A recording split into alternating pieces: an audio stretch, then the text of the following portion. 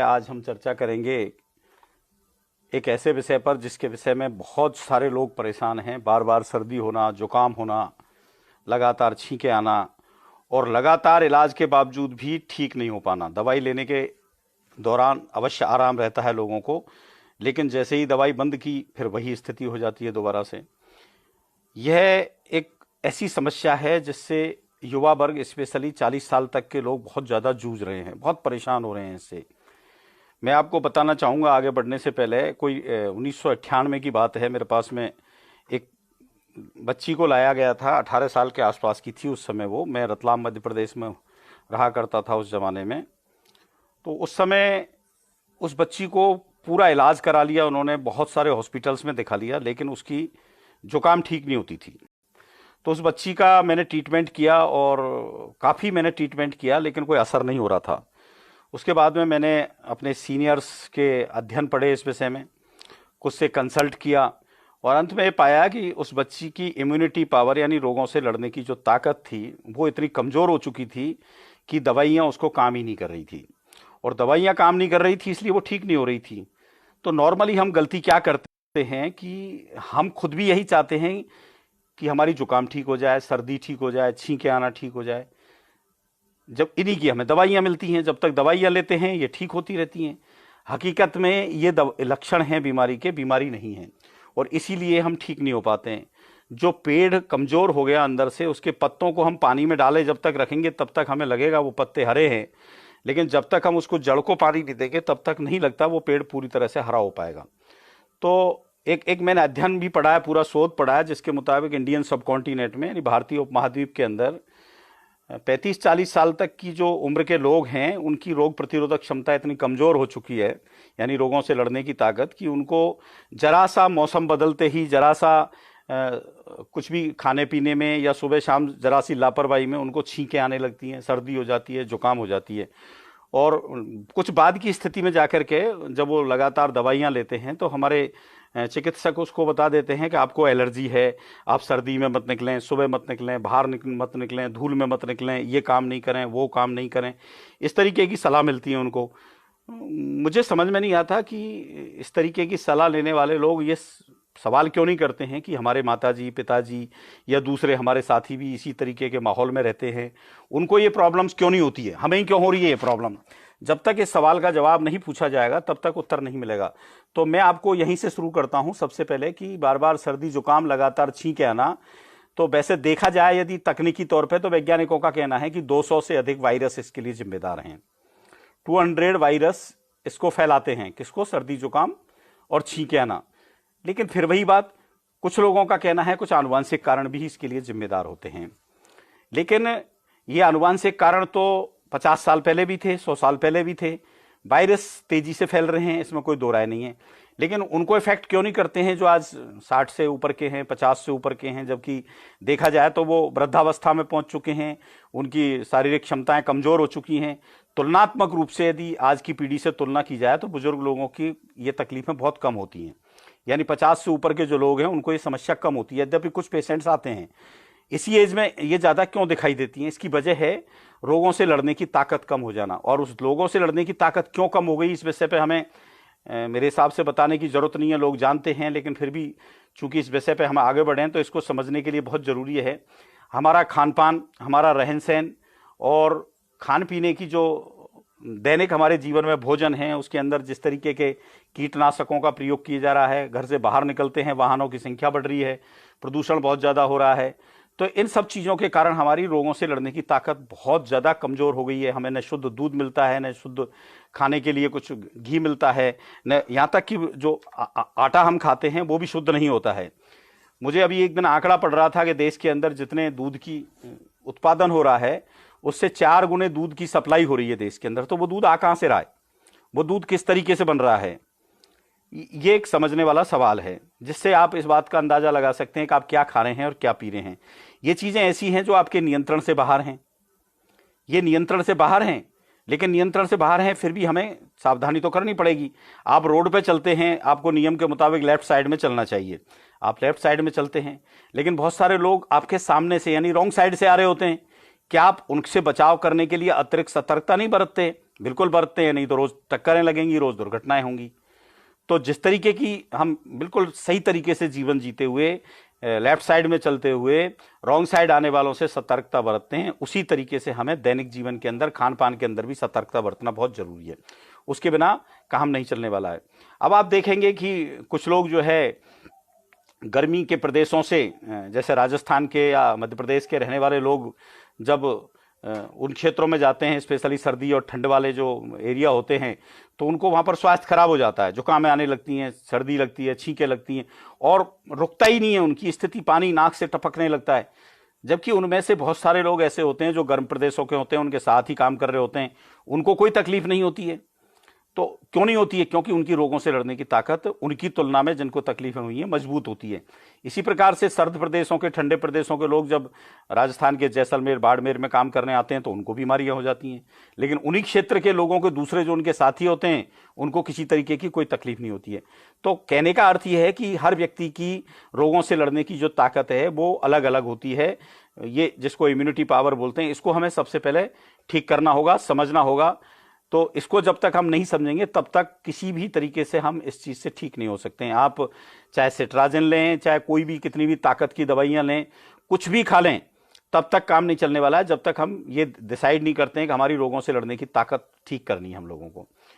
Anti allergic जो दवाइयां हम लेते हैं, जो बहुत सारी उनके इफेक्ट्स होते हैं, सकारात्मक हमें लगते हैं क्योंकि जीवन जीने के लिए उनको जीना बहुत जरूरी है, लेकिन मैंने अनुभव से देखा है कि एंटी एलर्जिक दवाइयां खाने के बाद बहुत सारे पेशेंट्स को, किसी को कब्ज हो रहा है, किसी को अल्सर हो रहा है, गठिया हो गया, पथरी हो गई, अस्थमा हो गया, किसी को सिर दर्द हो गया, माइग्रेन हो गया, किसी को चक्कर आने लगते हैं, किसी को मितली होती है, मीन्स हमेशा उल्टी करने का मन करता है, कोई उल्टी करता रहता है, कोई बहुत तनाव में रहता है, किसी को डिप्रेशन हो जाता है, किसी को हाई या लो बीपी हो गया।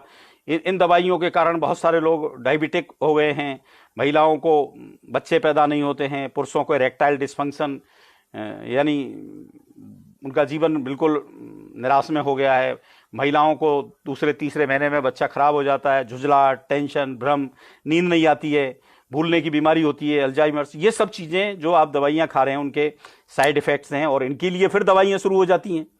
इन दवाइयों की दवाइयां, दवाइयों की दवाइयां, दवाइयों की दवाइयां, और ये अंतहीन श्रृंखला आपका चलता रहता है। इस जंजाल में आदमी फंस जाता है, और फिर अध्ययन कहते हैं कि यदि यही हालत रहा तो 40 साल तक व्यक्ति अस्थमा का पेशेंट हो जाता है। तो इन सब चीजों को एक बार समझना होगा, स्वीकार करना होगा कि जिन लोगों को ये बीमारियां हैं उन लोगों को सबसे पहले आपको इन दवाइयों की मात्रा कम से कम करनी पड़ेगी। जब तक बहुत अत्यावश्यक नहीं हो तब तक इन दवाइयों को ना लें। तो अब हम थोड़ा सा अपनी शुरुआत करते हैं किस तरीके से इससे पीछा छुड़ा सकते हैं। जो मैंने मेरे अनुभव से सीखा है, कई सौ लोगों को ठीक किया है लगातार। जो मैं एक बच्ची का इलाज की बता रहा था, 98 में पहली बार मुझे सफलता मिली, बहुत बड़ी सफलता मिली, और तब से आज तक ये सिलसिला लगातार चल रहा है। तो सबसे पहले तो मैं आपसे निवेदन करूंगा कि आपको यदि किसी प्रकार की गंदी लत है, गुटखा, सिगरेट, बीड़ी, तंबाकू, तो उसको छोड़ना होगा। क्योंकि मैं होम्योपैथिक दवाई बताने वाला हूं आपको लास्ट में जाकर के, और उससे पहले देसी जड़ी बूटियों के बारे में जानकारी दूंगा। जब तक आप इन लतों के, व्यसनों के गुलाम रहेंगे, वो दवाइयां आपको कोई असर नहीं करती हैं। होम्योपैथी की दवाइयां इस तरीके की जो आदतें होती हैं उनको किसी प्रकार का कोई फायदा नहीं पहुंचाती हैं, और उनका पैसा बेकार होता है, समय बेकार होता है। सबसे पहली आवश्यकता इस बात की है कि आप गंदी लतों को छोड़ें, इमीडिएट छोड़ें, तभी काम चलेगा। दूसरा, आपका जो पाचन तंत्र है यानी डाइजेशन सिस्टम है उसको ठीक करें, क्योंकि जो आयुर्वेदिक या देसी जड़ी बूटियों की दवाई आपको जो दी जाएंगी उसका काम शरीर में तभी रिजल्ट मिलेंगे जब वो डाइजेस्ट होंगी, वो पचेंगी। शरीर में जो कुछ भी हम खाते हैं, नेचुरल तरीके से जो भी भोजन लेते हैं, उससे बॉडी को सारे रस, रक्त, वीर्य का निर्माण होता है, मिनरल्स होते हैं, विटामिन मिलते हैं, सब कुछ उससे बनता है। लेकिन कब बनता है? जब वो ठीक से पाचित हो जाती हैं, उनका पाचन हो जाता है, पच जाती हैं, डाइजेस्ट हो जाती हैं, तो उससे सारे आगे की निर्माण की प्रक्रिया पूरी होती है। अब वो पचेंगे ही नहीं तो ज्यों की त्यों मल में निकल जाएंगी, विसर्जित हो जाएंगी, तो आपको कुछ भी फायदा नहीं होने वाला है। तो दूसरा कदम है आपको कि आपको आपका डाइजेशन सिस्टम ठीक करना पड़ेगा। कैसे ठीक होगा मैं उसके लिए आगे बताने वाला हूं, लेकिन एक एक बात को ध्यान से समझें। एक भी स्टेप आपने नहीं लिया, ये पूरी श्रृंखला है स्वस्थ होने की। यदि आप इसको नहीं पूरी करेंगे तो आप ठीक नहीं हो सकते हैं। दूसरा है, आपको सोने जागने के लिए आपको ध्यान रखना पड़ेगा, समय पे 10-11 बजे तक आप सो जाएं, सुबह 5-6 बजे आपको जग जाना चाहिए। और नींद नहीं आती है शाम को तो आप रात को किताब पढ़ें, मोबाइल नहीं चलाएं, किताब पढ़ें, आपको नींद आएगी। और फिर भी आपको नींद नहीं आती है तो किसी अपने पास के काउंसलर से काउंसलिंग प्राप्त करें, आपको नींद आने का तरीका बता देगा, जिसको प्राणायाम और योग कहा गया है। उससे भी आगे का एक अच्छा तरीका है काउंसलिंग प्राप्त करना। काउंसलिंग में ऐसे तरीके बताए जाते हैं जिससे आपको नींद बड़ी आसानी से आ जाती है। और फिर आपको सुबह जगने ही क्या करना है, सबसे पहले जगते ही सुबह बिना कुल्ला किए, ये बात को ध्यान दें, कुल्ला नहीं करना है जागते ही आपको। सुबह जगते ही हो सके तो गुनगुना पानी, गुनगुना भी नहीं है तो नॉर्मल पानी जो बिना फ्रीज का है, फ्रीज को भूल जाएं पानी पीने के लिए। ऐसे लोग जिनको सर्दी जुकाम और छींकों की बीमारी है उनको ठंडा पानी पीना ही नहीं है। हो सके तो सुबह गुनगुना पानी करें, नहीं हो तो बासी पानी जो नॉर्मल मटकी का भी नहीं, किसी स्टील या तांबे का बर्तन का हो तो ज़्यादा अच्छा है, उसमें भरा हुआ हो, उसमें से 2 गिलास 3 गिलास 4 गिलास, उसमें एक नींबू का रस निचोड़ करके और उसको मिला करके उसको पिएं। ये सुबह, फिर मैं कह रहा हूं आपसे, आपको कुल्ला नहीं करना है। रात भर का जो लार्वा मुंह में भरा रहता है, इसमें एंजाइम्स होते हैं बहुत सारे जो आपकी पाचन क्रिया को ठीक करते हैं।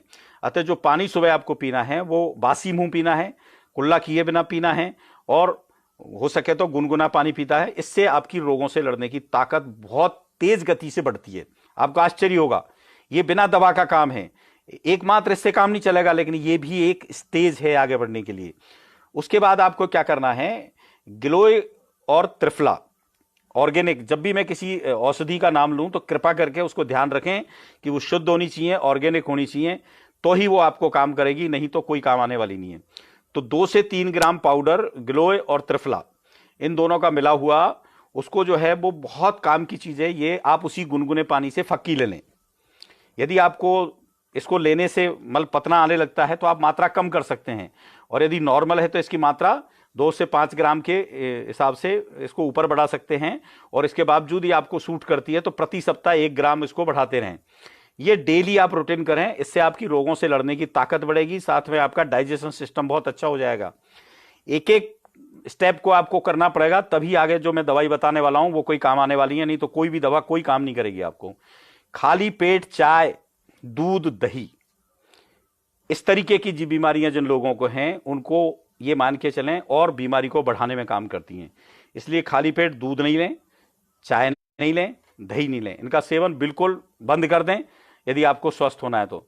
और अगला स्टेप है, छठा स्टेप है, आपको सुबह सुबह नाश्ता करने की आदत डालनी पड़ेगी समय पे, यानी 6 बजे तक आप जग जाएं। फ्रेश होने के बाद में 7 बजे तक आपका नाश्ता हो जाना चाहिए, और नाश्ता भी आपका अच्छा होना चाहिए। मीन्स क्वांटिटी यानी मात्रा उसकी बेशक कम हो, लेकिन क्वालिटी उसकी बहुत अच्छी होनी चाहिए। अंकुरित भोजन ले सकते हैं, मौसमी फल ले सकते हैं, जूस ले सकते हैं, जो भी लें, लेकिन नाश्ता कंपलसरी है। आपको भूखे नहीं रहना है सुबह। जब हम भूखे रहते हैं तो हमारी रिजर्व जो ऊर्जा होती है शरीर उसको ले लेता है, और फिर हमारी जो है लोगों से लड़ने की ताकत कमजोर होती चली जाती है। जो लोग 2 ही टाइम भोजन करते हैं, नाश्ता नहीं करते हैं और भूख काटते हैं, इधर उधर खा लेते हैं होटलों पे चाट वगैरह, ये मान के चलें उनकी रोगों से लड़ने की ताकत खत्म हो रही है, और वो असमय काल के गाल में समा रहे हैं, अपने आप को खत्म कर रहे हैं। स्पष्ट बात है, इसको समझने की जरूरत है। अगला पॉइंट है, आप लंच जब लें, लंच में आपके सलाद होना चाहिए कंपलसरी। चाहे आपके पास सस्ते से सस्ता प्याज है तो वही लीजिए, आप सलाद में और कुछ भी नहीं ले सकते तो प्याज जरूर लें। और लंच के अंदर आप भरपेट भोजन खाएं। दोपहर का जो भोजन है उसमें अच्छा भोजन होना चाहिए, उसमें उसकी मात्रा भी पूरी होनी चाहिए और उसमें गुणवत्ता भी पूरी होनी चाहिए, पौष्टिक भोजन होना चाहिए। और उसमें हो सके तो आप छिलके वाली दाल का उपयोग करें। बिना छिलके वाली दाल कोई काम की नहीं है, वो बहुत नुकसान करती हैं, बॉडी को बहुत ज़्यादा भर दिए जाते हैं उसके अंदर। आजकल तो 90% दालें जो है पॉलिश्ड आती हैं, जिनमें पता नहीं क्या क्या केमिकल्स होते हैं। और फिर यहाँ एक मैं नुस्खा बता रहा हूं आपको, आप अलसी लेके आए, ऑर्गेनिक अलसी, 25 ग्राम अलसी लें, उसको पीस लें किसी इमाम दस्ते में काय में, और भर के एक डब्बी में रख लें एयर टाइट। उसमें से 1/5 यानी 5 ग्राम दोपहर के भोजन की, आपका भोजन जिसमें दाल हो, सब्जी हो, रायता हो, उसमें मिला लें और उसको साथ में खाएं। और कुछ नहीं कर सकते, पानी में मिलाकर पी लें, और कैसे भी उसको खा लें। कुछ नहीं, भूल गए आप डालना तो बाद में मुंह में डाल करके जिस तरीके से सौंफ चबाते हैं उस तरीके से उसको चबा लें। आपको बता दूं, अलसी का अपने आप में कोई स्वाद नहीं होता है, अतः आपके भोजन पर या आपकी सब्जी पर उसका कोई कुप्रभाव नहीं पड़ेगा। ये आपकी शरीर में जहाँ एक तरफ रोगों से लड़ने की ताकत को बढ़ाती है, वहीं आपकी बॉडी के अंदर ये फॉलिक एसिड की मात्रा बढ़ाती है, विटामिन ए बढ़ाती है, विटामिन बी बढ़ाती है, और बहुत सारी प्रोटीन्स को जन्म देती है, जो प्रोटीन्स की आपकी बॉडी में जरूरत है। सबसे बड़ी बात, आपके वजन को और रक्तचाप को नियंत्रित करती है, यानी न तो आपका ब्लड प्रेशर कम ज़्यादा होने देती है, न वजन को कम ज़्यादा होने देती है। तो ये अलसी को आपको दैनिक भोजन में शामिल करना है। कब तक करना है, ये भी एक सवाल होगा। जो भी मैं बातें बता रहा हूं, ये आप तब तक करते रहें जब तक आप नॉर्मल स्वस्थ व्यक्ति नहीं हो जाते हैं। ये मान के चलें, ये प्रक्रिया 6 महीने से लेकर 1.5-2 साल तक चल सकती है। यदि आपको शेष जीवन स्वस्थ जीना है, असमय ही वृद्धावस्था को नहीं पहुंचना है, असमय ही खाट पर नहीं पड़ना है, और असमय ही काल के गाल में नहीं समाना है, तो आपको ये सब करना ही होगा। ऑपरेशन टेबल पे जाने से या हॉस्पिटलों में जाके डॉक्टरों को पैसा देने से बेहतर है आप अपनी जीवन पद्धति को ठीक करें। और एक छोटा सा नुस्खा बता रहा हूं, जो मेरा अनुभव सिद्ध है, आपको काम में लेना चाहिए। एक बीज आता है जिसको बोलते हैं तुख मलंगा। मैं फिर से रिपीट कर रहा हूं, तुख मलंगा। इसको कुछ लोग चिया भी बोलते हैं, यद्यपि चिया की वैरायटी थोड़ी भिन्न होती है, लेकिन आप चिया भी ले आए तो कोई दिक्कत नहीं है। चिया थोड़ा सा अलग टाइप का होता है, देखने में वही समझ सकता है इसको। तो तुख मलंगा लाएं और तुख मलंगा को भिगो करके पानी में, और इसका ड्रिंक बना के बीच बीच में दिन में जब भी आपको फुर्सत मिले, 1 बार 2 बार, और यदा कदार नियमित रूप से भी नहीं पी सकते हैं तो कभी कभी आप तुख मलंगा का ड्रिंक लेते रहें। इससे आपकी रोगों से लड़ने की ताकत, एंटीऑक्सीडेंट्स आपकी बॉडी में तैयार होंगे। ओमेगा 3 फैटी एसिड का एक बहुत अच्छा स्रोत है ये, जो आदमी की रोग प्रतिरोधक क्षमता को मजबूत करने में बहुत सहायक होता है। फिर आती है बात डिनर की। सोने से 3 घंटा पहले आपको शाम का भोजन लेना है, हल्का लेना है। हम क्या करते हैं, दोपहर का भोजन तो जैसे तैसे ले लेते हैं, लेकिन शाम का भोजन ज्यादातर लोग जम के खाते हैं। पार्टी शार्टियां जितनी होती हैं वो सब शाम को होती हैं। ये बिल्कुल गलत तरीका है, हमें कोशिश करनी चाहिए। मैं फिर से दोहरा दूं, हमारा भोजन का तरीका क्या होना चाहिए। सुबह का नाश्ता होना चाहिए अच्छा, जिसकी गुणवत्ता अच्छी हो, मात्रा बेशक कम हो। दोपहर का भोजन बहुत शानदार होना चाहिए, जिसकी गुणवत्ता भी अच्छी हो और मात्रा भी अच्छी हो। शाम का भोजन बिल्कुल हल्का फुल्का, बिल्कुल गरीब, जिसको बहुत ही बेचारे के पास साधन नहीं है, वो जिस तरीके से खाता है उस तरीके का आपका भोजन होना चाहिए डिनर। और शाम को सोने की जब भी आपकी समय निर्धारित है एवरेज, उससे 3 घंटा पहले आप लें, और भारी भोजन नहीं लें, ये याद रखें। अब आपको मेन बात जो आ रही है, जो हमें जीवन पद्धति को थोड़ी बदलनी पड़ेगी, क्योंकि हम जिस तरीके के माहौल में रह रहे हैं वहाँ हमारा भोजन का तरीके में थोड़ा बदलाव लाना पड़ेगा, स्पेशली उन लोगों को जो सर्दी जुकाम और छींकों की बीमारी से या एलर्जी से बहुत ज़्यादा परेशान हैं। आप डिनर में या लंच में जो खाना खाते हैं, आमतौर पे हम 99% लोग गेहूं का आटा खाते हैं। गेहूं का आटा आज बेकार हो चुका है, कोई काम का नहीं रहा है। आपको मक्का, जौ, चना, बाजरा, ज्वार, सोयाबीन, कुल्थी, मूंग, इन सबको अपने भोजन में शामिल करना पड़ेगा। और इससे आपको देखिएगा 6 महीने के अंदर आपका जीवन में बदलाव महसूस होंगे। आप किस तरीके का शरीर था आपका, कैसा हो जाएगा, आपकी खाने की ताकत, चलने की ताकत, आप उछलने लगेंगे सिर्फ इससे ही, यदि आप करेंगे तो। इसके बाद आता है रात को सोते समय क्या करना है आपको। आप बेशक रोज दूध पिए, मिश्री मिला हुआ, शक्कर नहीं, चीनी नहीं मिलानी है, मिश्री मिला हुआ, या हो सके आपको आपकी आर्थिक स्थिति अलाउ करती हो तो एक स्टीविया पाउडर आता है, ऑर्गेनिक, ध्यान रखें, वो इसमें मिला करके, बहुत ज़्यादा गाढ़ा नहीं, पतला दूध, कम फैट वाला, वो आप पीने की आदत डालें। लेकिन इससे भी ज़्यादा ज़रूरी है, दूध से भी ज़्यादा ज़रूरी है, आंवला ड्रिंक आप रात को पिए रोज।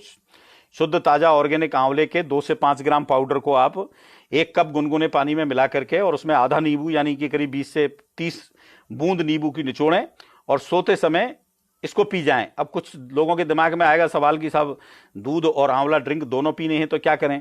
उस स्थिति के अंदर आप पहले दूध पी लें, उसके बाद आंवला ड्रिंक पी लें, 15-20 मिनट का अंतर रख लें इसके अंदर। ये जरूर से जरूर आपको रोज पीने की आदत डालें। आंवला ड्रिंक यदि आपको आंवला पाउडर ऑर्गेनिक मिल जाता है तो आपकी रोगों से लड़ने की ताकत बढ़ाने में इससे बहुत बड़ी इजाफा होगा, बहुत फायदा होगा आपको, आपके शरीर में, आपके जीवन में परिवर्तन दिखाई देगा। चावल और मांसाहार ये बिल्कुल त्याग दें। जो लोग चावल खाते हैं या मांसाहार भोजन करते हैं, उनकी रोगों से लड़ने की ताकत धीरे धीरे धीरे धीरे खत्म होते हुए बिल्कुल मृतप्राय हो जाती है, और वो लोग भी उसके साथ साथ खत्म होते चले जाते हैं। अब कुछ लोगों को आदत होती है मीठा खाने की, मीठा खाए बिना काम नहीं चलता है। मेरे पास ऐसे भी पेशेंट आते हैं कि साहब मिठाई नहीं मिले तो घर में शक्कर है तो उसकी फक्की लगा लेते हैं, गुड़ है तो वही खा लेते हैं।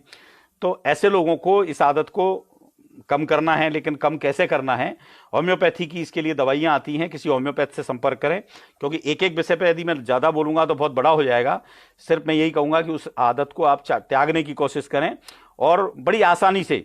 मेरे बहुत सारे पेशेंट्स की मिठाई खाने की अब इच्छा ही नहीं होती है, बहुत नॉर्मल हो जाता है, चिकनाई कम। अब आजकल 90% से ज़्यादा लोग रिफाइंड तेल का यूज़ कर रहे हैं। आपको तेल गाढ़ा और दूध पतला, ये जीवन का आधार बनाना पड़ेगा। दूध आपको भैंस का नहीं, गाय का लें, भैंस का भी लें तो उसमें आधा पानी मिला लें, उसको हो सके तो गर्म करते समय उसकी मलाई को निकाल लें। मैं उन लोगों के लिए बोल रहा हूँ जिनको ये बीमारी है, हट्टे कट्टे स्वस्थ जिनको पहलवान बन रहा है वो कुछ भी खाएं, उनके लिए मैं नहीं बोल रहा हूँ ये बातें। यहाँ सिर्फ उनके लिए हो रही है जिनकी रोगों से लड़ने की ताकत खत्म हो गई है। अब ये दिमाग में से बैठी हुई चीज़ें हैं कि हम घी खाएंगे, दूध खाएंगे, मलाई खाएंगे तो हम पहलवान हो जाएंगे। नहीं, ये ठीक नहीं है। ये उन लोगों के लिए जो स्वस्थ है, जिनकी पाचन क्रिया बहुत अच्छी है, वो खाएं, कोई दिक्कत नहीं है। उसका भी खाने का एक तरीका है, उस पर डाइटिशियन से संपर्क करें या फिर कभी अपन बात करेंगे। तो आपको चिकनाई कम लेनी है, यानी कि आपको गाढ़ा तो दूध तेल लेना है और पतला दूध लेना है, लेकिन रिफाइंड तेल बिल्कुल बंद कर दें। और कुछ नहीं कर सकते आप तो आप सरसों का तेल जो निकलता है स्पेलर या घानी से, वही आप लें, वो सबसे अच्छा है दैनिक भोजन के लिए। सोयाबीन बिल्कुल नहीं खाएं, सनफ्लावर बिल्कुल नहीं खाएं, आप रिफाइंड तो बिल्कुल ही ना लें, किसी भी सूरत में रिफाइंड तेल नहीं लें। ये बहुत सारी बीमारियों की जड़ है, बल्कि आज की पीढ़ी को कमजोर बनाने वाला है रिफाइंड तेल। और सरकार क्यों इसको चलाए हुए है, ये एक अलग विषय, फिर कभी बात करेंगे। अब एक बहुत जरूरी मुद्दा है जिस पे हम ध्यान नहीं देते हैं, काम में लगे रहते हैं, हमारे पास फुर्सत नहीं मिलती है, पानी नहीं पीते हम। आपको डेली 5 से 6 लीटर पानी पीना है, लेकिन पानी फ्रीज का नहीं पीना है। हो सके तो ठंडा पानी पिए, हो सके तो तांबे के बर्तन का भरा पानी पिए, मटके का पानी पिए। ये आपको आदत में शुमार करना पड़ेगा कि आप 5-6 लीटर पानी जरूर से जरूर पिए 24 घंटे में, इससे कम नहीं पिए। इससे इतना पानी पीना ही है, प्यास नहीं लग रही है, आप गिलास पास में रख दें, बीच बीच में पानी थोड़ा थोड़ा पानी पीते जाएं। जिस तरीके से अब देखो मैं भी पानी पी लेता हूं, थोड़ा सा पानी पीना बहुत जरूरी है। देखिए 6 से 7 घंटे नींद आमतौर पर व्यक्ति को पर्याप्त होती है, लेकिन आपको लगेगा आपको बहुत थकावट हो रही है, बहुत कमजोरी हो रही है, तो आप और अधिक नींद लें। जिन लोगों को ये तकलीफ होती है, जिनकी इम्यूनिटी कम होती है, जिनकी रोगों से लड़ने की ताकत कम होती है, आमतौर पे उनमें से करीब 1/3 पेशेंट इस कारण परेशान रहते हैं कि उनकी नींद पूरी नहीं होती है, या तो नाक से पानी आता रहता है, या वो बीमारी के कारण टेंशन में होते हैं, या इतने कमजोर हो जाते हैं, या बहुत परेशान होने के कारण वो मोबाइल पे हमेशा लगे रहते हैं। तो पूरी नींद पूरी नहीं होने के कारण भी उनकी रोगों से लड़ने की ताकत और धीरे धीरे कमजोर होती चली जाती है। और आजकल हम जब से खेतों में मशीनें आई हैं, या जब से हम बिजनेस या नौकरियों में पहुंच गए हैं, तो हम लोगों ने शारीरिक काम करना बंद कर दिया है। तो बेहतर है कि आप व्यायाम करें, किसी अनुभवी और जानकार व्यक्ति जो ज्ञानी हो उससे आप पूछें कौन कौन से आपको व्यायाम ठीक रहेंगे, उनसे पूछ करके रोज अपने आप के लिए आधा घंटा दें। हो सके तो सुबह घूमने जाएं, दौड़ लगाएं, जो भी आपके लिए उपयुक्त हो वो करें, लेकिन ऐसी जगह जाएं जहां पर ऑक्सीजन मिले शुद्ध आपको। नहीं तो आप घर से बाहर निकल के दूसरी बीमारियों को लेकर आएंगे बाहर जाकर के, क्योंकि शहरों में तो आजकल यही स्थिति हो रही है कि बाहर जहरीली धुआं है, जिसमें जाकर के आप सुबह सुबह जो घर में कम से कम आप ठीक हैं, उसके बजाय ज़्यादा गंदी हवा में, प्रदूषण में जाकर के आप मर रहे हैं। अंत में एक बात खाने पीने के विषय में मैं फिर बोल दूं आपको कि आपको बॉडी के अंदर आपकी के लिए शुद्ध शाकाहारी 2 ऐसे भोजन बता रहा हूं जो आपको बहुत सारे तत्व देंगे और उससे आपकी रोगों से लड़ने की ताकत बढ़ेगी। वो है, एक तो मैंने पहले कहा अलसी, जिसको आप पानी में मिलाकर, सब्जी में मिलाकर, दूध में मिलाकर, किसी भी चीज़ में ले सकते हैं। लेकिन फिर मैं दोहरा दूं कि 5 दिन से ज़्यादा का, यानी 25 ग्राम से ज़्यादा नहीं पीसें। उसको भी डब्बे में रखें, जैसे ही उसको ऑक्सीजन मिलती है वो खराब होने लग जाती है, तो उसमें से लेकर तुरंत उस ढक्कन को बंद कर दें, उसमें से 5 ग्राम निकालें, उसको मिलाएं और उसको खाएं। फिर 5 दिन बाद फिर पीस लें, फिर 5 दिन बाद फिर पीस लें, लेकिन आपको अलसी ऑर्गेनिक ही होगी तो ही काम करेगी। एक दूसरा है आपकी सोयाबीन की मंगोड़ी। सोयाबीन की मंगोड़ी आप सब्जी बना करके खाएं या भिगो दें, वैसे ही कच्ची भी खाएं, जैसे भी खाएं। अब यहाँ स्वाद का सवाल नहीं है, आपको कैसी लगती है, मुझे तो बहुत अच्छी लगती है, आपको बुरी लगती है तो आप उसको बुरी को ही खाएं। हमारे देसी जड़ी बूटी वाले वैद्य लोग कहते हैं कि दवाई यदि मीठी होती तो कोई भी खा लेता, दवाई तो कड़वी होती है, वो भी खानी पड़ती है। यद्यपि मंगोड़ी जो है कड़वी नहीं होती है, बहुत अच्छा स्वाद होता है। वो आप रोज दैनिक जीवन में खुद खाएं, सारे बच्चे खाएं, इससे आपकी रोगों से लड़ने की ताकत बढ़ेगी, प्रोटीन्स मिलेंगे बॉडी के लिए। बहुत ही ओमेगा 3 फैटी एसिड का इतना अच्छा स्रोत है जो आपके जीवन को हरा भरा करेगा। इसके बिना काम नहीं चलेगा। एक थोड़ा सा खाने पीने के बाद मैं आता हूँ, अपने आप के जीवन को थोड़ा सा जीने का तरीका बदलें। जीवन में हमेशा नीरसता, दुख, कलेश, तनाव, अवसाद और बीमार असफलताओं को लेकर के हमेशा रोते रहना, इन चीज़ों को थोड़ा सा आप चेंज करें, क्योंकि जो हकीकत है जीवन में उसको स्वीकार करने की कोशिश करें। जो गया वो लौट के आने वाला नहीं है, और जो भविष्य में है वो आएगा, जो होगा उसको आप तभी सुधार सकते हैं जब वर्तमान को सही तरीके से जिएंगे। इस पर लंबी डिबेट हो सकती है, चर्चा हो सकती है, लेकिन चूंकि आज मेरे को सिर्फ आपको इस विषय पे कंसंट्रेट रखना है जिस विषय पर आप मुझे सुन रहे हैं। अब मैं आपको बता रहा हूं कि आपको औषधियां क्या लेनी है। आप चाहें तो कलम कागज लेके नोट कर सकते हैं, नहीं तो आप दोबारा चला करके इसको रिवाइंड करके और फिर से अच्छी तरह सुन सकते हैं। पहला है, मैं जिसको देता हूं कायाकल्प पाउडर के नाम से, बाजार में आपको नहीं मिलेगा। ये हम देसी जड़ी बूटियों से खुद बनाते हैं और इसको आप खुद बना सकते हैं घर में, बहुत आसान है। मैं अनुपात के हिसाब से न्यूनतम मात्रा बता रहा हूं एक एक दवाई के साथ में, आप नोट करते जाएं। काफी लंबी लिस्ट है और बहुत सारे लोग अपने नुस्खों को गोपनीय रखते हैं, लेकिन मैंने देखा कि मेरे पास इतने पेशेंट आ गए, इतने पिछले मैंने पोस्ट लिखी थी फेसबुक पे, तो हजारों फोन आ गए, लोग बहुत परेशान हैं, बहुत उनमें गरीब भी हैं, हर कोई दवा ले के थक गया है, बहुत परेशान हो गया है। तो मैंने सोचा जीवन का कोई भरोसा नहीं, कल हम हैं या नहीं हैं, तो जो मैंने अनुभव से सीखा है, बनाया है बुजुर्गों से, उसको क्यों ना मैं सार्वजनिक कर दूं। तो मैं आपको नुस्खा सार्वजनिक कर रहा हूं, और ये बहुत ही इंपॉर्टेंट नुस्खा है। आप ये नहीं सोचिए कि ये आपके आसपास की चीजें हैं तो इनकी कोई वैल्यू नहीं है। बहुत सारे लोगों को मैंने देखा है कि उनको मैं बोल दूं कि ये पत्ता ले लेना, नीम का ले लेना, ये ले लेना, तो वो सोचते हैं ये क्या होगा, इससे कुछ नहीं होगा। उनको तो बड़ी चमकीली अच्छी अच्छी दवाइयां बाजार से मिलती हैं, या 1000, 2000, 5000 या 25,000 या लाखों रुपए का जब बिल बनता है तो लगता है इलाज हो रहा है। ये मानसिकता हमें त्यागनी पड़ेगी। हमारे आसपास में बहुत सारी चीजें अमृत तुल्य औषधियां हैं, उनका उपयोग करेंगे आप। बहुत सारी किचन से शुरू होती है हमारी, और आसपास में ही बहुत सारी मिल जाती हैं। जो मैं दवाइयों की सूची बता रहा हूं, इनके साथ में एक बात का अच्छी तरह से ध्यान रखें कि ये ऑर्गेनिक होगी तो ही आपको काम करेंगी। ऑर्गेनिक को आप समझते होंगे, फिर भी मैं बता दूं, ये ऐसी जगह पैदा हो जिनमें कोई खाद ना डाला जाए, मीन्स उर्वरक, केमिकल्स नहीं डाले जाएं, और इनके अंदर कीटनाशक ना डाले जाएं, और जिस जमीन में ये उगाई जाए वहां 7 साल पहले तक से ये सब चीजें नहीं डाली गई हों।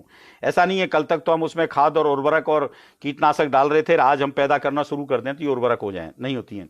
या ये औषधियां यदि उन खेतों में पैदा होती हैं जिनमें इस तरीके के कीटनाशक और खाद डाले जाते हैं तो ये ऑर्गेनिक नहीं होती हैं। या रोड के किनारों पर खड़ी रहती हैं तो इतनी कार्बन डाइऑक्साइड निकलती है वहां से कि ये सब पत्ते, पेड़ पौधे निष्क्रिय जहरीले हो जाते हैं, कोई काम के नहीं होते हैं। तो ऑर्गेनिक लेना है आपको, हर हाल में ऑर्गेनिक लेना है। कहां से लेंगे, कैसे लेंगे, ये आपका विषय है, मेरा विषय नहीं है, क्योंकि आपको ठीक होना है तो जिसको ठीक होना है वो व्यवस्था करेगा। बहुत छोटी छोटी चीजें हैं। अब मैं बता रहा हूं। नंबर 1, अजवाइन के बीज 2 ग्राम, अदरक या सौंठ का पाउडर, अदरक को सुखा करके पाउडर बना सकते हैं, या सौंठ बाजार से ऑर्गेनिक मिल जाए, 2 ग्राम। अमरूद के पत्ता 2 ग्राम पाउडर। ये मैं जो बता रहा हूं ये सब सूखी दवाइयों का वजन बता रहा हूं, इनमें गीलेपन का वजन नहीं माने आप। अरंड के पत्ता, जो अंडी बोलते हैं जिसको, फिर आप समझेंगे ये छोटी मोटी चीजें, लेकिन ये बहुत स्वास्थ्यवर्धक है, बहुत अच्छी चीजें हैं। अरंड के पत्ता 1 ग्राम, अपामार्ग पंचांग 1 ग्राम, आंवला फल पाउडर 4 ग्राम, इंद्रायण का पंचांग 1 ग्राम, गुड़हल के पत्तों का पाउडर 1 ग्राम, गिलोय, उंगली के बराबर मोटी हो गिलोय, और 3 साल पुराना पेड़ हो कम से कम, उस, और नीम पे चढ़ी हुई हो तो बहुत अच्छी है, उसका नीम का पाउडर। गिलोय के बारे में मैं बता दूं, गिलोय के सेवन से ब्लड शुगर कम होता है, इसलिए अगर आपको ब्लड शुगर पहले से ही कम है तो इसका सेवन आप बिल्कुल भी ना करें, उसमें शामिल नहीं करें। आप लो बीपी के शिकार हैं तो गिलोय की डंडी को, पाउडर को आप इसमें से कम कर सकते हैं। जायफल पाउडर 1 ग्राम, डीकामाली 3 ग्राम, द्रोण पुष्पी पंचांग 2 ग्राम, तुलसी पत्ता 1 ग्राम।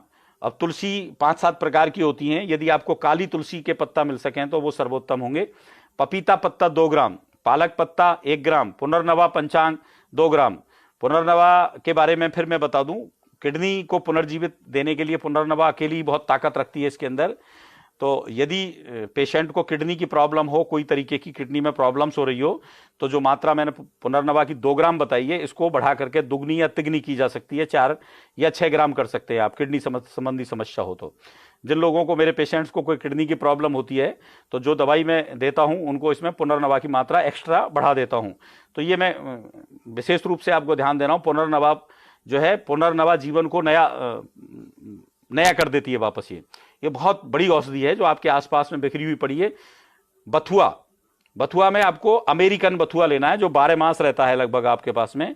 चैनोपोडियम एल्बम बोलते हैं इसको। इसके पत्ता 1 ग्राम, बील का गूदा, गूदा नहीं मिले तो आपको पत्ते का पाउडर ले सकते हैं 1 ग्राम, भूई आंवला पंचांग 5 ग्राम, मकोए 3 ग्राम, मूली का पाउडर 1 ग्राम, मूली पत्ता 1 ग्राम, लहसुन 2 ग्राम, लौंग आधा ग्राम, शरपुंखा पंचांग 5 ग्राम, शौनाक छाल 2 ग्राम, शौनाक पत्ती का पाउडर 2 ग्राम, सदाबहार 2 ग्राम।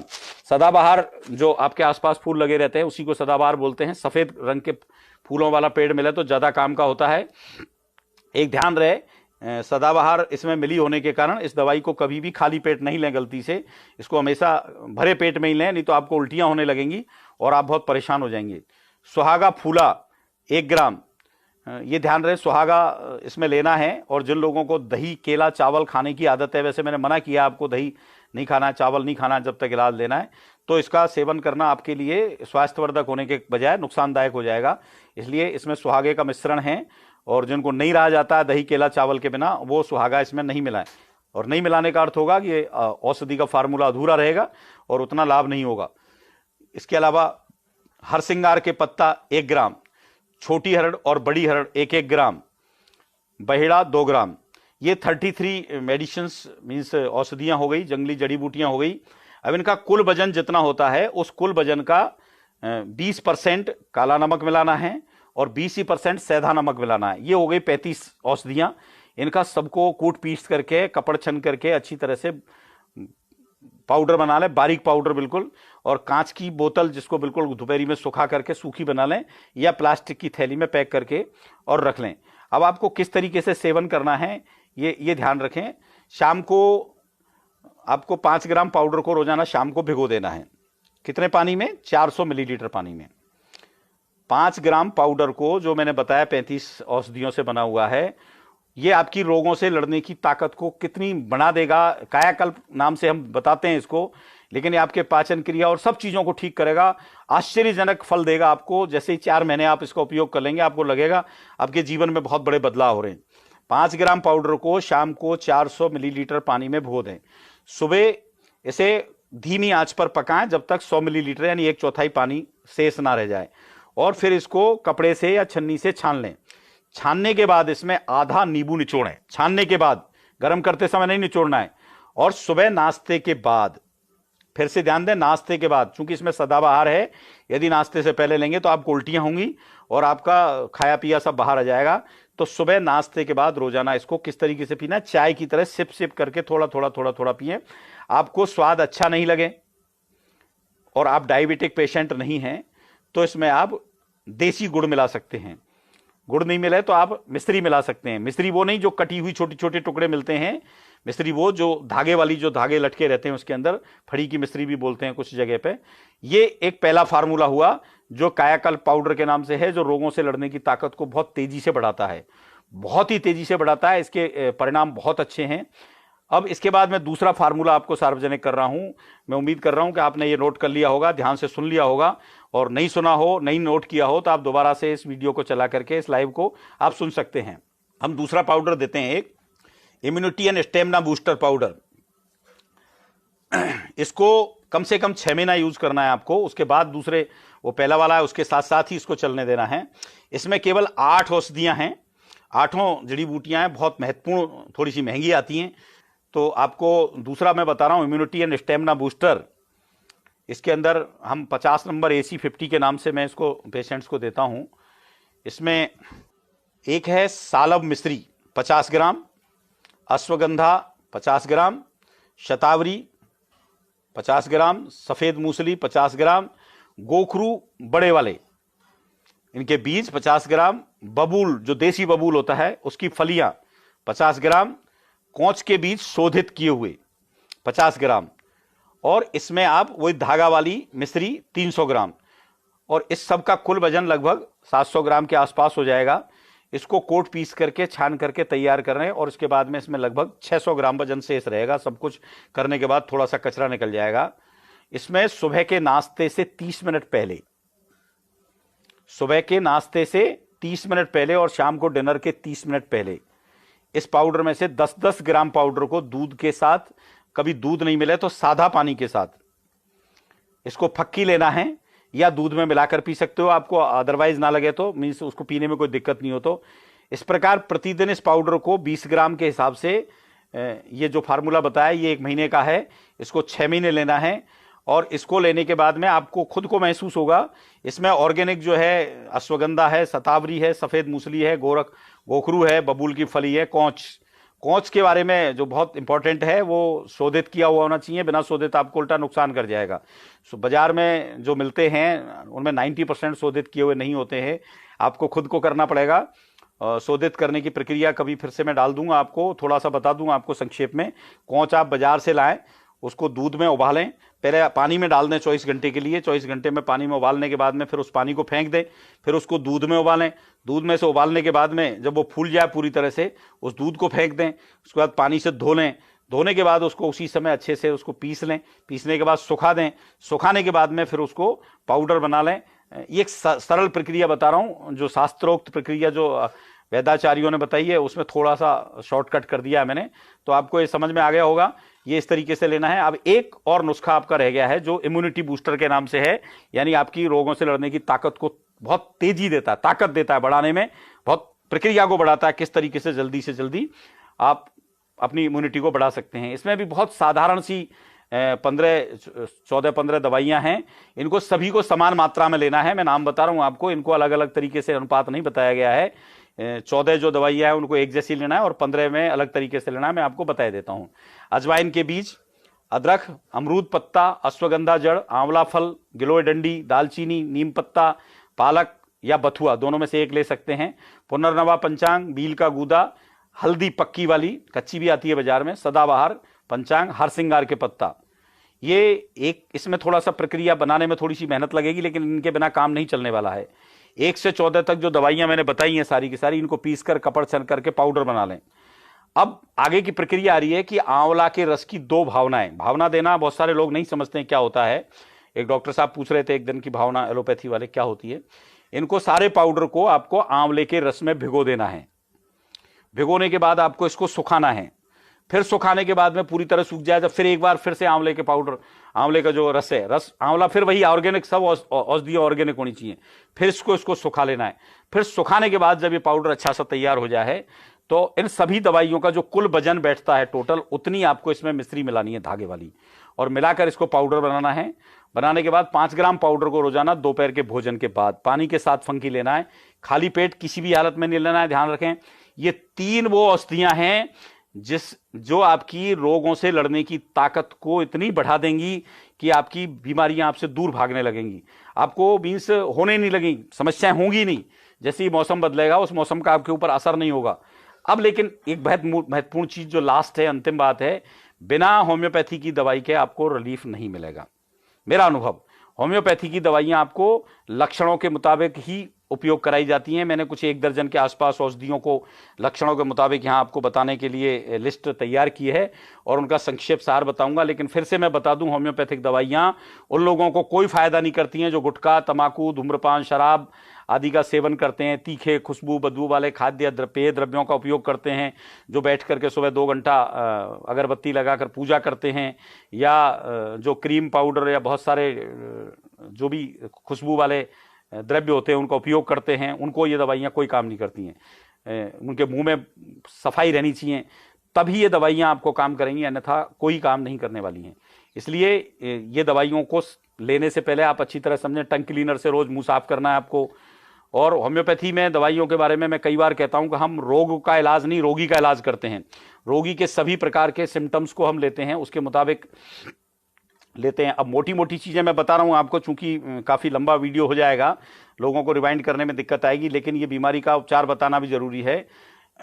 आमतौर पे जो लोग होते हैं वो 6-7 प्रकार के होते हैं। लोगों का मिजाज कैसा होता है, रिएक्शन देने की प्रतिक्रिया कैसी होती है, इन 6-7 तरीके की दवाई मैं बता रहा हूं। उनमें से कोई 1 दवाई या 2 दवाई आपको सेलेक्ट करनी है आपके लिए जो ज्यादा उपयुक्त हो। एक, सबसे पहली, किसी ने कोई अपमानजनक बात आपसे कह दी और आप जवाब नहीं दे पाए, अंदर ही अंदर घुटते रहें, उबलते रहें, लेकिन जवाब नहीं दे पाए, इस स्थिति में आपको होम्योपैथी की स्टेफसेग्रिया नामक दवाई उपयुक्त होगी। ऐसे लोगों के लिए बीमारी आपको कोई भी है, जुकाम है, खांसी है, सर्दी है, बुखार है, दमा है, कुछ भी है, और दवाइयों के साथ साथ जो दूसरी ऊपर मैंने देसी जड़ी बूटियों की दवाई बताई है वो आपकी रोगों से लड़ने की ताकत को बढ़ाएंगी। और बढ़ाने के बाद में, उसके बाद में ये दवाई जब आप लेंगे स्टेफसेग्रिया, तो आपको ये बड़ा अच्छा काम करेगी। आपके ऐसा नहीं है आपके मिजाज को ठीक करेगी, ये बहुत सारे काम करेगी, आपकी पूरा कंप्लीट ट्रीटमेंट करने में काम करेगी। लेकिन इसके विपरीत आप घुटते नहीं हैं, आपसे किसी ने कुछ बोल दिया और नहले पे दहला आप जवाब दे देते हैं, टिट फॉर टैट में विश्वास करते हैं आपने, बल्कि एक के दो सुना देते हैं, ऐसा आपका मिजाज है, तो आपको नक्स वोमिका नाम की दवाई लेनी पड़ेगी होम्योपैथी में। और आप इन दोनों के बीच के हैं, यानी किसी कारण से आप जवाब देना तो चाहते हैं लेकिन दे नहीं पाते हैं। जैसे कि सरकारी दफ्तर में बैठा हुआ आदमी, उसके बॉस ने कुछ बोल दिया तो उसको डर लगता है मेरी नौकरी खराब कर देगा, मुझे निकाल देगा, मेरी सीआर खराब कर देगा। या जो महिलाएं इस डर से नहीं बोलती हैं अपने ससुराल में कि यदि मेरे साथ कुछ हो गया तो मुझे भगा देंगे, डरा देंगे, या मेरा परिवार खराब हो जाएगा, या बच्चों का जीवन खराब हो जाएगा। ऐसी स्थिति जिनकी होती है बीच की, यानी गुस्सा तो आता है, जवाब देना भी चाहते हैं लेकिन दे नहीं पाते हैं, उनके लिए होम्योपैथी की एक दवा है इग्नेशिया अमारा। कुछ लोग जो होम्योपैथी के बारे में पहली बार दवाइयों के बारे में जान रहे होंगे, उनको आश्चर्य हो रहा होगा कि इस तरीके से भी दवाइयों का चयन होता है, लेकिन होम्योपैथी में इस तरीके से होता है। आज एक पेशेंट थे, जो उनसे यही बात हो रही थी, तो छत्तीसगढ़ के, वो कह रहे थे मैं पहली बार सुन रहा हूं कि होम्योपैथी की दवाइयां भी एक ही रोग के लिए अलग अलग होती हैं। हमने तो सुना है कि बस रोग के नाम से दवाइयां दी जाती हैं। हम रोग के नाम से नहीं, रोगी के लक्षणों के हिसाब से दवाइयां देते हैं। तो ये 3 दवाइयां हो गई। गुस्सा अंदर दबा के रखता है, बोल नहीं पाता है, उसके लिए स्टेफसेग्रिया, जो तत्काल जवाब दे देता है उसके लिए नक्स वोमिका, और दोनों के बीच की स्थिति जिसकी होती है उसके लिए इग्नेशिया अमारा। अब एक चौथी पोजीशन होती है कि वो व्यक्ति बहुत ज्यादा गर्म मिजाज का होता है, बिल्कुल सहन नहीं कर सकता, वो खुद के लिए कुछ सहन करना तो संभव ही नहीं है, उसके पास में किसी अपने उसके व्यक्ति को कुछ बोल दिया जाए तो उसके लिए भी वो झगड़ा मोल ले लेता है। आमतौर पे लोग उससे डरते हैं, लोग बच के रहते हैं कि ये पता नहीं कब किससे झगड़ा करने को उतारू हो जाए। उनके लिए कहावत होती है कि वो डंडा हाथ में लेके घूमते हैं, पता नहीं किसके सर पे मार दे। ऐसे मिजाज का कोई व्यक्ति हो और उसको कोई भी बीमारी हो तो उसको आमतौर पे हम लाइकोपोडियम दवाई होम्योपैथी की देते हैं, उससे इलाज की शुरुआत करते हैं, तो बहुत बड़ा परिणाम लेने में बहुत फायदा मिलता है। ये 4 दवाइयां आमतौर पे होती हैं जिनसे हम लेते हैं। इसके अलावा भी 2-3 दवाई और हैं जो बहुत कम लोगों में मिलते हैं, ऐसे तरीके के लोग, तो उनको हम एक आयोडियम नाम की दवाई होती है। ये ऐसे होते हैं जिन्हों बिना किसी कारण, बिना कोई उनकी बेइज्जती की है, बिना कुछ भी, उनको गुस्सा भरा रहता है, शरीर में क्रोध भरा रहता है, वो बैठ नहीं सकते एक जगह, कभी इधर घूमेंगे कभी उधर घूमेंगे, चलते फिरते रहते हैं, कुछ ना कुछ करते रहते हैं।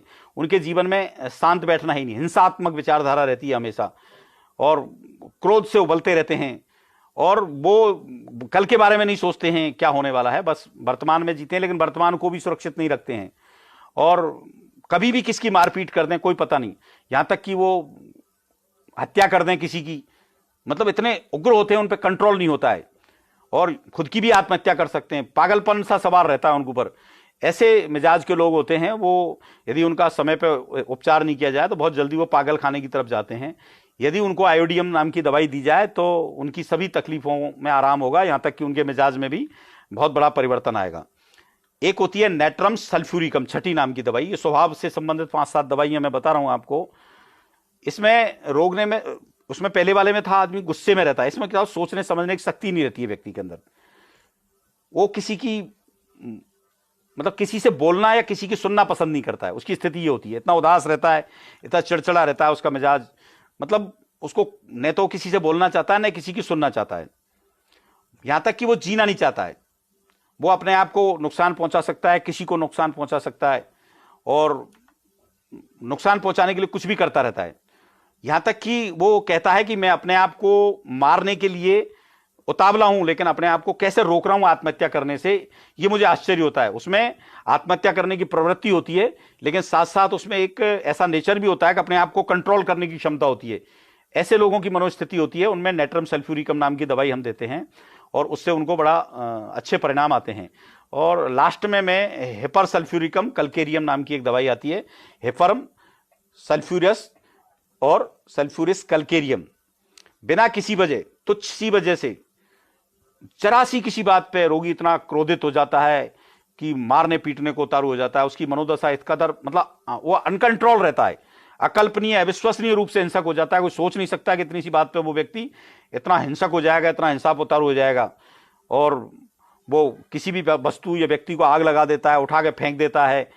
तो ऐसे लोगों के लिए ये हमें हेपर सल्फ्यूरिक दवाई का चयन करना चाहिए। ये एक पहला भाग हुआ जब होम्योपैथी में हम मानसिक लक्षणों के आधार पर 90% पेशेंट से ज़्यादा इन 6-7 दवाइयों से कवर हो जाते हैं। इसके बाद ही हम दूसरी दवाइयों का चयन करते हैं। अब दूसरा भाग आता है आदमी को खाने की आदतें। जो मोटा मोटी 2 बातें मैं बता रहा हूं। जो लोग बहुत ज़्यादा मीठा खाना पसंद करते हैं उन्हें हम अर्जेंटम नाइट्रिकम दवाई देते हैं। बहुत ज़्यादा नमक खाना पसंद करते हैं या नमकीन खाना पसंद करते हैं उन्हें नेट्रेम्यूर देते हैं। और उन दवाइयों के साथ में ऊपर जो दवाई बताई उनमें से किसी एक का चयन करते हैं। फिर दूसरी स्थिति में मीठे और नमकीन में से एक दवाई का चयन करते हैं। उसके बाद में चूंकि हमारे पास जितने भी पेशेंट आते हैं, आप में से भी बहुत सारे ऐसे होंगे जो एलोपैथिक दवाएं खा खा के परेशान हो चुके होंगे। तो एलोपैथी की जो बॉडी में टॉक्सिन्स भर गए हैं, विषैले द्रव्य भर गए हैं, जो नुकसान हुआ है बॉडी में, उसको निकालने के लिए हमें नक्स वोमिका 200 को प्रत्येक 3 दिन में सोते वक्त 2 से 4 सप्ताह तक सेवन करवाया जाता है। इसके बावजूद भी यदि दवाई कोई असर नहीं कर रही है तो इसको आगे हम बढ़ा सकते हैं, वीकली दे सकते हैं, या 200 की जगह 1000 शक्ति में हम इसको दे सकते हैं। और अंत में आता हूं मैं आपकी लक्षणों पर, जो जिसका लिए बहुत ज्यादा मेरे पास आते हैं लोग। आप इन्हीं के लिए पेशेंट के पास जाते हैं, सॉरी डॉक्टर के पास जाते हैं पेशेंट के साथ, मुझे ये हो रहा है, मुझे ये हो रहा है। लेकिन ये अंतिम तौर पे मैंने लिया है क्योंकि ये महत्व नहीं रखते हैं होम्योपैथी में, ये अंतिम महत्व रखते हैं। पहले उनके ऊपर की जो स्थितियां हैं उनको आप ध्यान में रखें।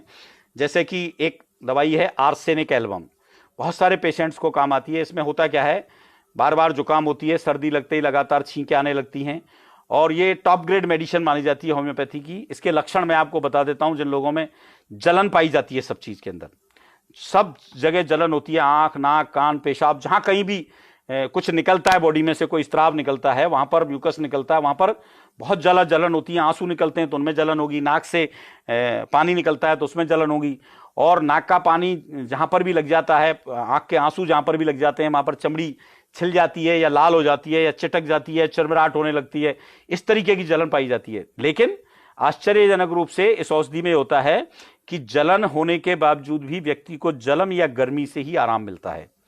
यानी सेकने से या गर्म माहौल में, बंद कमरे में, उसको ठंडक से नुकसान होता है, इस तरीके की। लेकिन इसमें भी एक अपवाद है, उसको सिर की जितनी भी तकलीफ होती है, सिर दर्द वगैरह होता है, तो उसमें ठंडे पानी से नहाने से आराम मिलता है।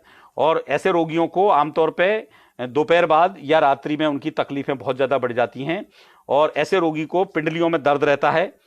और एक मानसिक स्थिति होती है, आर्सेनिक एल्बम के लक्षण जिन रोगियों में होते हैं उनमें अत्यधिक बेचैनी होती है। उन्हें किसी स्थान पर एक जगह टिक नहीं सकते, वो बिस्तर पर लेटे नहीं रह सकते, इधर उधर करवट बदलते रहेंगे, बैठे इधर उधर दौड़ते रहेंगे, कभी इस कुर्सी पे बैठे, कभी उस पे बैठे, कभी बाहर गए, कभी भीतर गए। और एक और महत्वपूर्ण लक्षण जो आप देखेंगे, उनकी प्यास नहीं बुझती है।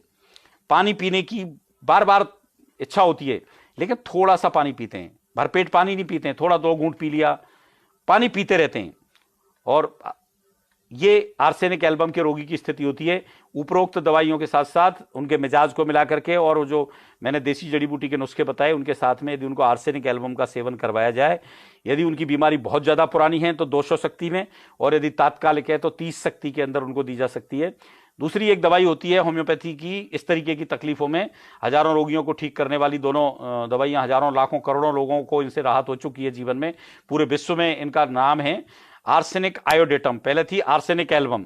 इन दोनों के लक्षण लगभग समान होते हैं, दोनों के लक्षण समान होते हैं। फर्क इतना सा है कि आर्सेनिक एल्बम जो है उसके अंदर गर्मी से राहत मिलती है पेशेंट को, और आर्सेनिक आयोडेटम को ठंडक से राहत मिलती है। यह अंतर है।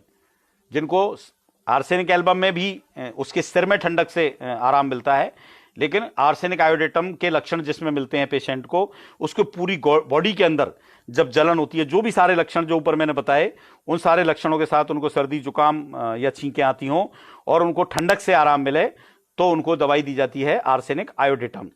अब एक बहुत आम लोगों के जो लक्षण मिलेंगे, वो मैं आपको 2 दवाइयां होम्योपैथी की बता रहा हूं। एक का नाम है एलियम सीपा, एक का नाम है यूफ्रेसिया। इसमें होता है कि नाक से और आंख से पानी आता है, जुकाम हो जाती है, पनीला पानी निकलता है, पानी टपकता रहता है, टप टप टप बूंद की तरह टपकता रहता है। होठों पर लगता है, किनारों पर लगता है तो जलन होती है पेशेंट्स को। अब इसमें अंतर है, एक पेशेंट ऐसा होता है जिसको आंखों में पानी निकलता है, जलन होती है, दूसरा होता है नाक में पानी निकलता है, जलन होती है। कुछ ऐसे होते हैं, अभी ऊपर मैंने आर्सेनिक एल्बम में बताया, नाक से निकले, आंख से निकले, उनको हर जगह जलन होती है और जलन से जहां जहां पर लगता है वहां पर किनौरे में यहाँ पे लाल हो जाते हैं या चटक जाते हैं या जख्म हो जाते हैं। अब मैं आपको बता रहा हूं, कुछ पेशेंट्स होते हैं उसको आंख से निकलने वाले पानी में किसी प्रकार की जलन नहीं होती, लेकिन नाक से निकलने वाले में जलन होती है। ऐसे पेशेंट के लिए एलियम सीपा बहुत 100% दवाई है, बहुत अच्छी दवाई है और इससे उसको निश्चित रूप से लाभ होगा। मैंने हजारों पेशेंट्स को दिया है और कभी भी असफल नहीं रहे, लेकिन साथ में फिर वही उसकी रोग प्रतिरोधक क्षमता मजबूत होनी चाहिए और उसके मानसिक लक्षणों के मुताबिक दूसरी दवाइयों का सेवन साथ में करवाया जाना कंपलसरी है। एक अकेली दवाई जो लाक्षणिक आधार पर दी जाती है उससे रोगी ठीक नहीं होता है, क्योंकि संपूर्णता से हम ठीक करते हैं। फिर से आप ध्यान दें कि आंखों से निकलने वाले पानी से किसी प्रकार की जलन नहीं होती है, नाक से निकलने वाले से जलन होती है, नाक से होंठ वगैरह पे निशान पड़ जाते हैं, लाल हो जाते हैं, किनारे चटक जाते हैं। और यूफ्रेसिया में इससे उल्टा होता है, जो एलियम सीपा है उसमें नाक से जो निकलता है उसमें चिरमराहट होती है और जलन होती है, और यूफ्रेसिया के अंदर इससे उल्टा होता है, आंखों से जो पानी निकलता है उससे आंखों में जलन होती है, आंसू जो निकलते हैं गालों पर उससे चिरमराहट महसूस होती है, जबकि नाक से निकलता है उसमें किसी प्रकार की चिरमराहट नहीं होती है। इन दो लक्षणों पे इन दो दवाइयों को दिया जाए जिनको जो तकलीफ है, तो उनकी छींके आना, जुकाम या बार बार किसी भी तरीके की कोई एलर्जी है डस्ट से, किसी भी चीज से, उसमें तत्काल फायदा होगा, लेकिन अकेली इस दवा से कोई फायदा नहीं होगा, ये ध्यान रखें। अब 5वीं दवाई का नाम बता रहा हूं मैं, ब्रोमियम। होम्योपैथी की बहुत अच्छी दवाइयों में इसका नाम लिया जाता है। जिन लोगों को जून जुलाई के महीने में उनकी सारी तकलीफें उठ खड़ी होती हैं और सीजन में वो ठीक रहते हैं, लेकिन जून जुलाई के महीने में उनको सारी तकलीफें फिर से खड़ी हो जाती हैं। और नाक उनकी हमेशा एक लक्षण है, ठंड जैसे बिल्कुल बर्फ जैसी हाथ लगाते हैं तो जैसे बिल्कुल बर्फ की ढेली पर हाथ लगा दिया हो, इस तरीके की नाक रहती है। नाक में घाव हो जाते हैं, खून कई बार आने लगता है, आधे सिर में दर्द रहता है। एक इंपॉर्टेंट लक्षण बता रहा हूं मैं ब्रोमियम का, उनके आधे सिर में दर्द रहता है और वो दर्द इस तरीके का रहता है कि एक तरफ झुकाने से या दूध पीने से या धूप में चलने से या लगने से उनका सिर दर्द बढ़ जाता है, और उन्हें बहते हुए पानी में से, नाव में या किसी भी तरीके से पुल से ऊपर होकर गुजरती हैं, किसी भी तरीके की एलर्जी है, तो उनकी बहुत ही अच्छी 100% बहुत अच्छी दवाई है, निश्चित रूप से ऐसे पेशेंट को बहुत फायदा करेगी। और अब आते हैं हम 6ठी दवाई पर, जिसका नाम है सीपिया। ये आमतौर पर महिलाओं को हम देते हैं, लेकिन ऐसे लक्षणों में जहां बार बार छींकें आती हैं, पनीला पानी निकलता रहता है, बलगम भी नाक से आता है, और रोगी बलगम इतना भरा रहता है नाक में कि वो नाक से निकाल नहीं पाता, कई बार गले में चला जाता है और उसको गले से खकार करके निकालना पड़ता है, नाक में पपड़ी जम जाती हैं और बहुत बुरी स्थिति होती है पेशेंट की। उसमें यदि जो मैं लक्षण बता रहा हूं वो लक्षण यदि मिलने लगे पेशेंट के, तो स्त्री हो या पुरुष हो, दोनों के लिए वो तत्काल राहत देगी। रोगी को ऐसा महसूस होता है जैसे उसका सिर घूम रहा है, उसको ऐसा लगता है जैसे उसका सिर एक तरफ लुढ़क जाएगा, आगे को या पीछे को या अगल बगल में किधर भी, दाएं बाएं अपने आप लुढ़क जाएगा, दाईं बाईं यानी दाईं लेफ्ट साइड, अंदर की साइड, कहीं भी किधर भी हो सकता है वो, और उनका जी मिचलाता रहता है, बाल बहुत झड़ते रहते हैं। महिलाएं यदि हैं तो उनको माहवारी बहुत कम आती है, घंटे 2 घंटे या ज्यादा से ज्यादा 1 दिन, और उनको खुजली होती है कहीं न कहीं गुप्तांगों में या कहीं भी, और खुजली ऐसी होती है खुजाते खुजाते रोगी थक जाता है, लेकिन खुजली कम होने का नाम नहीं लेती है। रोगी को पसीना आता है, बदबूदार पसीना आता है। और जो सबसे महत्वपूर्ण लक्षण है, जो यदि मिल जाए तो आप ये मान के चलें ये दवाई आप ही के लिए बनी है। आपकी नाक पर होते हुए यहां तक जिन महिलाओं के, पुरुषों के छाया जिसको बोलते हैं, झाइयां पड़ जाती हैं, यदि इस तरीके का लक्षण किसी को मिले और उसके मानसिक लक्षणों के साथ ऊपर 7 दवाइयां जो बताई उनमें से किसी एक को दे दिया जाए, तो ये 100% आपकी जुकाम, एलर्जी सबको ठीक कर देगी, ठीक करके ही छोड़ेगी। दवाई का निर्धारण करना पड़ेगा, फिर से मैं दोहरा दूं, यदि आपकी बीमारी तात्कालिक है 30 शक्ति में ले सकते हैं, ज्यादा पुरानी है 6 महीना साल भर 200 में, और ज्यादा पुरानी है 1000 शक्ति में, इस तरीके से ले। अब आते हैं हम अगली दवाई पे, जिसका नाम है मैग्नीशिया म्यूरिएटिका।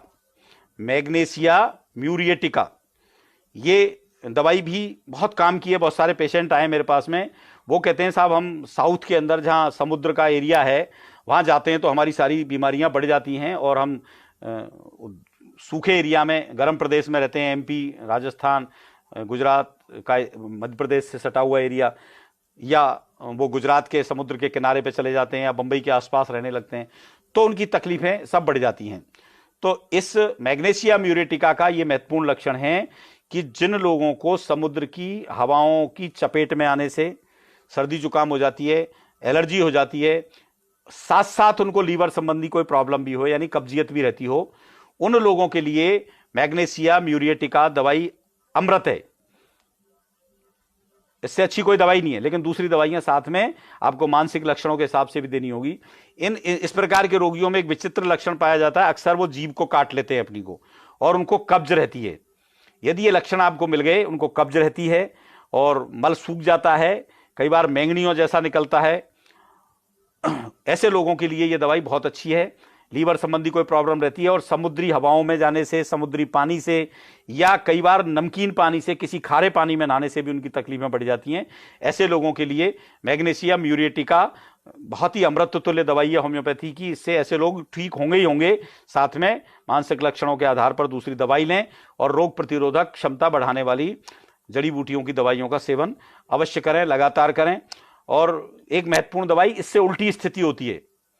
जो लोग समुद्र के किनारे जाने पर, समुद्री हवाओं में जाने पर जिनके तकलीफों में आराम पड़ता है, सब में ऐसे भी लक्षण होते हैं रोगियों को, और समुद्र के एरिया से दूर जाते हैं तो उनकी सब तकलीफें बढ़ जाती हैं, उनके लिए मेडोराइनम नाम की एक होम्योपैथिक दवा होती है, मेडोराइनम, वो बहुत गजब का काम करती है। इनके दूसरे लक्षण होते हैं, इनकी नाक बंद हो जाती है जब जुकाम होती है, इनकी सूंघने की क्षमता खत्म हो जाती है, और सफेद रंग का या पीले रंग का बलगम आता है इनको। समुद्र के किनारे जाने पर और समुद्री हवाओं से आराम पड़ने लगे जिन पेशेंट्स को, उनके लिए इनको शुरुआत में भी दी जाए तो ये काम करती है। इसके अलावा ये और बता दूं मैं मेडोराइनम के बारे में कि आपको सारी दवाइयां ले ली आपने और कई बार कोई दवाई काम नहीं कर रही है, तो उनके साथ बीच बीच में आप सप्ताह में एक दिन मेडोराइनम 1000 पोटेंसी में एक खुराक लें, और वो दवाई जब लें तो उसके 12 घंटे पहले, 12 घंटे बाद दूसरी कोई दवाई नहीं लें, तो आपको निश्चित रूप से इससे फायदा होगा। अब एक दवाई और है जो आमतौर पे आपको सर्दी जुकाम होती रहती है। जैसे आप ट्रेन में बैठ करके गए गर्मी के मौसम में, और खिड़की खुली है और आपको हवा लग गई, बस में बैठ करके गए, हवा लग गई, मोटरसाइकिल पे हवा लग गई, यानी कि सूखे मौसम में ठंडी लगने से आपको जुकाम हो गया, नाक से पानी आने लगा, और खुश्क हवा यानी सूखी हवा से, और साथ में आपको बहुत प्यास लग रही है, बहुत बेचैनी हो रही है, सिर दर्द हो रहा है, अचानक से आपको जुकाम खांसी हो गई और बहुत डर लग रहा है, आपको मृत्यु भय जैसा सताने लगता है, तो आपको एकोनाइट नाम की एक होम्योपैथिक दवाई है, इसका पूरा नाम है एकोनाइटम नेपेलस, एकोनाइटम नेपेलस। इसको आप लें, आपको अवश्य फायदा होगा। और एक स्थिति और है जिसमें थोड़ा सा इससे भिन्न होता है, जेलसेमियम नाम की दवाई है, इसमें आपको बेचैनी नहीं रहती है। उसके अंदर, एकोनाइट के अंदर आपको बेचैनी रहती है, आप एक जगह बैठ नहीं सकते, इधर उधर डोलते रहते हैं, चहलकदमी करते रहते हैं, प्यास लगती है बहुत ज्यादा। जबकि जेलसेमियम के लक्षण होते हैं तो आप बिल्कुल प्यास नहीं लगती है, आपको बेचैनी नहीं रहती है, कमजोर दुर्बलता आ जाती है शरीर में, जैसे कोई दम ही नहीं है, बीमार की तरह पड़ जाते हैं। और उस स्थिति के अंदर यदि आप इसको लेते हैं जेलसीमियम को, तो आपको तत्काल राहत मिलेगी। आप इस तरीके से पड़ जाते हैं जैसे शरीर में दम नहीं है, बहुत बरसों से पड़े, अचानक से तकलीफ होती है। और एक और दवाई है डलकामारा, जो अभी सीजन जैसे बरसात का आकर गया है, बरसात हो रही है, आप भीग गए बरसात में, पसीने में भीग गए, यानी नम मौसम में, सीलन वाले में, या गीले मौसम में भीग जाने के बाद बहुत ज्यादा आपको ठंड हो जाती है, तो उस स्थिति में आप डलकामारा का उपयोग करेंगे। एक दवाई लास्ट में बता रहा हूं आपको, नाइट्रिक एसिड। यह भी सर्दी जुकाम के लिए बहुत ही अच्छी दवाई है। आमतौर पर लोगों को प्रॉब्लम आती है जब भी जरा सा मौसम बदलता है, मौसम बदलते ही लोगों को तब्दीली आते ही जुकाम शुरू हो जाता है, जुकाम सताने लगता है उनको, कभी दस्त आते हैं, कभी जुकाम होता है, और चेहरे पे मस्से हो जाते हैं, हड्डियों में सूजन आ जाती है। और इनका सबसे बड़ा लक्षण है, जहां से भी स्राव निकलता है, यानी नाक से निकलता है तो नाकें चटक जाती है, आंख से निकल जाए तो आंख चटक जाती है, गुदा द्वार से कुछ निकलता है यदि दस्त होते हैं तो गुदा द्वार का किनारे चटक जाते हैं, यदि महिलाओं को प्रदर है और योनि से प्रदर बहता है तो योनि के किनारे चटक जाते हैं, ये कान से कुछ निकलता है तो कान में चटक जाते हैं। ये मेन इसका लक्षण होता है, जहां से भी रतुवत यानी बलगम निकलता है वहां पर चिटकन आ जाना। वो इतना तीखा होता है ये कि सब जगह उनको जैसे फट जाते हैं किनारे, ये लक्षण हो और मौसम बदलते ही तकलीफ होती हो, तो आप नाइट्रिक एसिड नाम की ये दवाई लें। मैं समझता हूं होम्योपैथी में जो थोड़ा बहुत ध्यान रखते हैं, ज्ञान रखते हैं, उनके लिए दवाइयां आसानी से समझ आ गई होंगी। लेकिन जिन लोगों को होम्योपैथी का ज्ञान नहीं है उनके लिए इसको एक बार में समझना आसान नहीं होता है। बेहतर होगा किसी होम्योपैथी के डॉक्टर से आप संपर्क करें। लेकिन मेरा अनुभव ये रहा है कि होम्योपैथी और देसी जड़ी बूटी दोनों को एक साथ करके दिया जाए तो जिन लोगों को सर्दी जुकाम और ये एलर्जी की जो समस्याएं, छींक आने की समस्याएं, निश्चित रूप से वो ठीक हो सकते हैं। उनको सबसे पहले कॉन्फिडेंस डेवलप करना पड़ेगा, बिल्ड करना पड़ेगा कि मैं ठीक हो सकता हूं। जब व्यक्ति ये मान लेगा मैं ठीक हो सकता हूं तो वो अवश्य ठीक होगा और नियमित रूप से दवाई लेनी पड़ेगी। आमतौर पे 6 महीने कम से कम समय होता है इन औषधियों को, जो जड़ी बूटियां मैंने बताई, इनको लेने का। भाई कुछ पेशेंट्स को हमें साल भर से 1.5 साल और 2 साल तक भी सेवन करवाना पड़ता है, क्योंकि उनकी रोग प्रतिरोधक क्षमता इतनी कमजोर हो जाती है कि उसको वापस लाने में बहुत समय लग जाता है। खान पीन जो मैंने बताए हैं उनमें परिवर्तन करना बहुत जरूरी है। मैं उम्मीद करता हूं कि बहुत सारे लोगों के लिए ये उपयोगी होगी और बहुत सारे लोगों के स्वास्थ्य के लिए लाभदायक होगी। यदि आपको ठीक लगे तो आप इसको अपनाइए और यदि आपको उचित लगे तो मेरी इस चर्चा को, इस वीडियो को आप शेयर भी कर सकते हैं। इसके अलावा जो भी आपके सवाल हैं वो आप नीचे कमेंट्स में लिख दीजिए, मैं उनका जवाब देने की अवश्य कोशिश करूंगा।